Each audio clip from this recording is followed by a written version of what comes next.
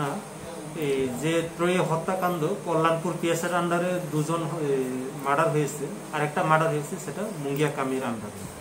এই কল্যাণপুরে case register হয়েছে যে 2 জন মার্ডারের জন্য, এবং এই মার্ডারের যে আসামি আজকে আমরা একজনকে অ্যারেস্ট করেছি, যার নাম হচ্ছে রিপন দেববর্মা, বাবার নাম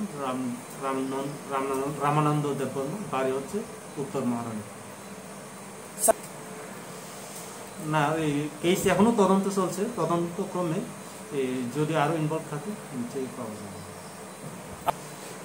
যেহেতু এই কেসটা মানে তদন্ত চলছে, এই জন্য আর আমরা অনেক কিছু আর প্রকাশ করছি না।